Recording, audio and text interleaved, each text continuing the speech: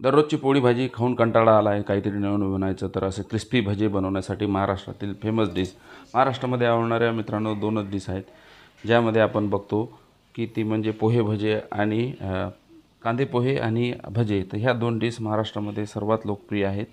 तर ह्या कशा खुसखुशीत बनवले पाहिजे, कुरकुरीत भजे लागतील. तत्पूर्वी आपण चॅनलवर नवीन असाल तर चॅनलला सबस्क्राईब करायला विसरू नका.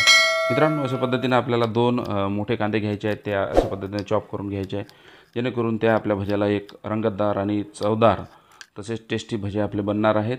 तर ह्या कांदा असा चॉप करून झाल्यानंतर लगेच आपल्याला आपल्या चवीनुसार आणि घरी लहान मुलं कसे आहेत त्यानुसार आपल्याला ह्या अशा पद्धतीनं हिरव्या मिरच्या कट करून घ्यायच्या आहे, जेणेकरून जास्त लहान मुले असेल तर ह्या मिरच्या कमी टाकल्या तर योग्य.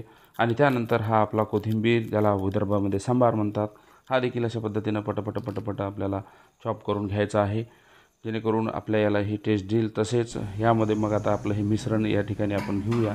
सर्वप्रथम यामध्ये जो आपण चॉप केलेला कांदा आहे तो कांदा या ठिकाणी घालायचा, आणि हा कांद्यानंतर मग आपल्याला या ठिकाणी जो आपण हे कढीपत्ता घेतलेला आहे, कारण या कढीपत्त्याद्वारे त्याला योग्य अशी चव, टेस्ट आणि एक टेक्स्चर देखील त्याचा छान होणार आहे, तो टाकायचा आहे. आणि तो झाल्यानंतर यामध्ये चवीनुसार हळद आणि 1 ते सव्वा चम्मच आपल्याला इथे लाल तिखट घ्यायचं आहे, कारण हे भज्याचं मिश्रण थोडं पाव दीड पाव होतं म्हणून टाकलं. तसेच हा आपल्याला चॉप केलेला सांबार, कोथिंबीर, तो टाकायचा आहे. ते झाल्यानंतर चवीनुसार आपल्याला या ठिकाणी मीठ टाकायचं आहे आणि यामध्ये खाण्याचा सोडा टाकायचा आहे.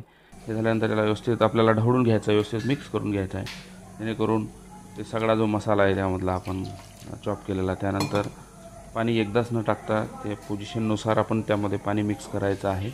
व्यवस्थित ते ढवळून आपल्याला घ्यायचं आहे आणि व्यवस्थित ढवळल्यानंतर त्याचं सगळं जे एकंदरीत मिश्रण आहे ते छान असं तयार होईल. आणि गरजेनुसार जसं पाणी आपल्याला आवश्यक आहे त्यानुसार आपण त्यामध्ये पाणी टाकावं.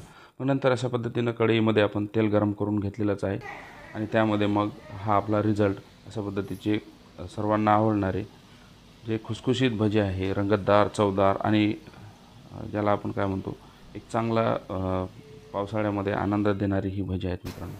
अशा पद्धतीने ही आपली भजी तयार होतील आणि ते एका प्लेट्समध्ये घ्यायचे आहेत. आणि बघू शकता की कशी ही कलरफुल भजी आपली तयार झालेली आहेत. जी आपण मेहनत घेतली आहे त्याचा रिझल्ट आपल्यासमोर आहे मित्रांनो. तर अशा पद्धतीचं भजी आपण बनवा, निश्चितपणे आनंद घ्या. आणि जर आपल्याला व्हिडिओ आवडला असेल तर आपल्या चॅनलला लाईक, सबस्क्राईब आणि शेअर करायला विसरू नका.